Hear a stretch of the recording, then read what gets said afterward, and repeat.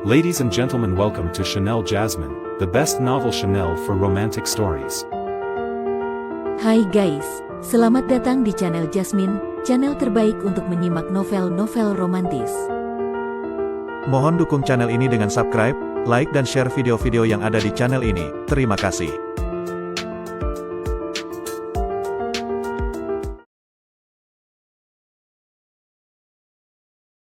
Kaisar Agung Seni Bela Diri Bab 805. Baik Dewi Bingwei maupun Sin Boran, tidak ada yang menganggap Luo Xiu, yang sejak awal hanya mengamati pertempuran, sebagai ancaman. Bagi mereka, Luo Xiu hanyalah seorang junior berbakat, tetapi tidak mungkin mampu melawan kekuatan seperti busur awan ungu, senjata kekaisaran yang dapat dengan mudah membunuh bahkan seorang kaisar dewa tingkat 3. Dalam pikiran mereka, Luo Xiu adalah buruan yang pasti akan tertangkap, entah oleh mereka atau pihak lain. Namun, kenyataan kadang-kadang tidak sesuai dengan harapan. Ketika Luo Xiu melangkah maju dan langsung menghadapi serangan panah dari busur awan ungu, seluruh suasana berubah. Apa dia sudah gila? Pikir Sin Boran dan Dewi Bingwei serempak, tak percaya bahwa seseorang berani menantang panah dari senjata kekaisaran secara langsung. Meski kecepatan panah busur awan ungu sangat tinggi, Luo Xiu bergerak dengan kecepatan yang sama cepatnya. Saat dia muncul di langit, auranya meningkat ke tingkat tertinggi, menunjukkan bentuk terkuatnya. 60% darah esensinya dibakar. Kekuatan darahnya diaktifkan sepenuhnya. 99 simbol formasi pada tubuhnya mulai berputar penuh. Tubuh perang tingkat kaisar dewa dioptimalkan hingga batasnya. Meski telah mencapai kondisi terkuat, Luo Xiu tahu bahwa perbedaan kekuatan masih besar. Andai aku sudah mencapai tingkat kaisar dewa, aku bisa menggunakan banyak cara untuk mengatasi serangan seperti ini. Tapi sekarang, pikirnya sambil menyipitkan mata. Menggunakan teknik dewa perubahan, Luo Xiu memproyeksikan kekuatan hukum reinkarnasudasi di belakang tubuhnya. Proyeksi itu segera menyatu ke dalam tubuhnya, memberikan perlindungan dari hukum yang melampaui ruang dan waktu. Boom! Tabrakan dahsyat antara pukulan Luo Xiu dan panah busur awan ungu mengguncang seluruh langit. Dalam sekejap, wilayah seluas puluhan ribu kilometer di langit berubah menjadi kehampaan gelap. Ruang di sekitar mereka hancur, menciptakan lubang vakum besar. Untungnya, pertempuran ini terjadi di udara. Jika terjadi di permukaan planet, planet itu kemungkinan besar akan hancur separuhnya. Dalam kehancuran itu, Luo Xiu muncul seperti kilat, langsung mendekati Sin Boran. Dia berhasil bertahan. Sin Boran tercengang. Panah busur awan ungu, yang cukup kuat untuk membunuh kaisar dewa tingkat 3, ditahan oleh Luo Xiu. Pemandangan ini membuat pikirannya kosong, dan hanya satu kata muncul dalam benaknya, lari. Namun, pelarian Sin Boran hanya sia-sia. Luo Xiu terlalu cepat. Dengan hukum ruang dan 33 simbol kecepatan yang tertanam dalam tubuhnya, Luo Xiu sudah berada di depan Sin Boran sebelum dia bisa bereaksi. Krurek, dengan kekuatan mentah, Luo Xiu merobek tubuh Sin Boran menjadi dua bagian, darah menyembur di udara. Kekalahan Sin Boran adalah sesuatu yang sudah pasti. Meski dia seorang ahli di tingkat setengah langkah kaisar dewa, ketakutannya sebelum pertempuran membuatnya tidak punya peluang untuk menang. Melihat Luo Xiu yang kini memegang busur awan ungu, Dewi Bingwei tercengang. Dalam hatinya, dia akhirnya menyadari bahwa Luo Xiu bukanlah junior biasa. Kekuatan dan strategi Luo Xiu sepenuhnya melampaui perkiraannya. Busur yang luar biasa, gumam Luo Xiu sambil memeriksa busur awan ungu.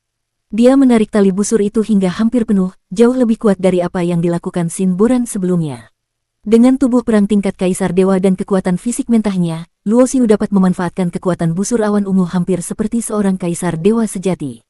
Swiss. Panah ungu keemasan melesat dari busur awan ungu, melintasi ruang gelap, meninggalkan jejak energi destruktif. Panah itu langsung membunuh 20 ahli dari Sekte Tianyun dan klan Duanmu tanpa perlawanan sama sekali. Dewi Bingwei berdiri membeku di tempatnya. Semua rencana Paviliun Tianlu, Sekte Tianyun, dan klan Duanmu telah gagal total. Target yang mereka pikir mudah ditangkap ternyata adalah ancaman mematikan yang mampu menghancurkan mereka semua. Luo Xiu berjalan mendekati Dewi Bingwei. Dia menatap wanita itu dengan sedikit simpati. Kecantikan luar biasa, bakat luar biasa, sungguh disayangkan, gumam Luo Xiu pelan. Namun, dalam nada suaranya tidak ada penghinaan, hanya keinginan untuk mengingatkan bahwa di dunia di mana kekuatan adalah segalanya, tidak ada tempat untuk belas kasihan. Sayangnya, wanita seperti ini, meskipun luar biasa, adalah musuhnya. Luo Xiu tidak akan menunjukkan belas kasihan hanya karena dia adalah seorang wanita. Busur kekaisaran busur awan ungu kembali ditarik. Panah energi yang menyala seperti naga marah melesat keluar, langsung menuju Dewi Bingwei. Dalam situasi hidup dan mati, di antara alis Dewi Bingwei, tiba-tiba muncul kilauan cahaya yang tak terbatas. Berani sekali, suara serak penuh amarah menggema di langit. Segera setelah itu, sebuah celah besar muncul di langit, dan sebuah tangan tua penuh keriput turun dari atas. Dengan satu gerakan, tangan itu menghancurkan panah naga, lalu menangkap Dewi Bingwei dan menariknya ke langit, menghilang tanpa jejak. Luo Xiu mengerutkan kening, tetapi dia tidak terlalu memedulikannya. Jelas, ada tokoh besar di belakang Dewi Bingwei yang menggunakan kemampuan luar biasa untuk melanggar batasan antar dunia dan menyelamatkannya di saat-saat genting. Namun, menggunakan kemampuan ini tidaklah mudah dan membutuhkan pengorbanan besar. Jika tidak, 3 kekuatan besar dari dunia atas tidak perlu bersusah payah. Mereka bisa saja langsung menggunakan kemampuan lintas batas untuk membunuhnya. Melanggar batas dunia bertentangan dengan hukum alam semesta. Konsekuensi dari melanggar hukum ini adalah serangan balik dari sumber hukum itu sendiri, sesuatu yang bahkan seorang kaisar agung tidak akan dapat menahannya dengan mudah. Saatnya kembali, Luo Xiu menyimpan busur awan ungu dengan satu gerakan tangan, lalu menghilang ke dalam ruang tanpa meninggalkan apapun. Beberapa hari kemudian, sebuah kapal ruang angkasa berangkat dari bintang utama Sentian, menuju dunia besar Wanfa. Kali ini, Luo Xiu tidak memilih untuk kembali ke dunia besar Tianlu. Dia tahu bahwa kekuatannya cukup untuk melindungi dirinya dari Kaisar Dewa, tetapi jika seorang Kaisar Dewa memperhatikannya, peluang untuk bertahan hidup sangat kecil. Dia memutuskan untuk menghindari konfrontasi langsung dengan Paviliun Tianlu dan fokus meningkatkan kekuatannya di dunia lain. Dalam dunia seni bela diri, yang terkuatlah yang memegang kendali. Jika dia cukup kuat, semua intrik dan konflik akan mudah diselesaikan. Sementara itu, berita tentang kekalahan total 30 ahli setengah langkah Kaisar Dewa mencapai dunia atas. Paviliun Tianlu Master, Patriark Tianyun, dan Patriark Duanmu semuanya memasang wajah suram. 30 ahli setengah langkah Kaisar Dewa, semuanya tewas. Ketika Luo Xiu melarikan diri dari dunia besar Tianlu, kekuatannya hanya di tingkat awal Raja Dewa. Bagaimana mungkin dia memiliki kekuatan untuk mengalahkan 30 ahli setengah langkah Kaisar Dewa? Namun, jika bukan Luo Xiu, siapa lagi yang bisa melakukan hal seperti itu di dunia bawah? Berdasarkan analisis mereka, satu-satunya kandidat yang mungkin adalah Ji Xuankong. Sejak Luo Xiu terlibat masalah di alam suci abadi, Ji Xuankong juga menghilang. Sangat mungkin dia sedang melindungi Luo Xiu dan cucunya dalam bayangan. Kegagalan misi ini memutus semua petunjuk mereka, membuat Paviliun Tianlu Master dan 2 Patriark kehilangan kendali atas situasi. Meskipun Luo Xiu berhasil mengalahkan 3 kekuatan besar yang dikirim dari dunia atas, hasilnya tidak terlalu menguntungkan baginya. 20 ahli yang menyerahkan nyawa mereka sebagai prajurit nekat tidak memiliki barang berharga di dalam cincin penyimpanan mereka, hanya senjata yang mereka gunakan. Namun, cincin penyimpanan milik Sinboran menyimpan banyak harta dan sumber daya, yang digunakan Luo Xiu untuk membeli tiket kapal ruang angkasa. Meski Luo Xiu hanya berada di tingkat ke-6 Kaisar Dewa Raja, dengan teknik Dewa Perubahan, dia mampu memalsukan aura seorang ahli tingkat puncak Kaisar Dewa Raja. Ini memungkinkannya membeli ruang pribadi di kapal, tempat tinggal mewah yang hampir mendekati level tertinggi. Bersama Luo Xiu, Ji Xiaozi, Ning Hanyu, dan Huang Chen ikut naik kapal sebagai pengikutnya. Secara kebetulan, kapal yang mereka tumpangi adalah Wanfa 6, kapal yang sama yang berangkat bersamaan dengan Tianlu 3 saat Luo Xiu pertama kali pergi ke dunia besar Tianlu.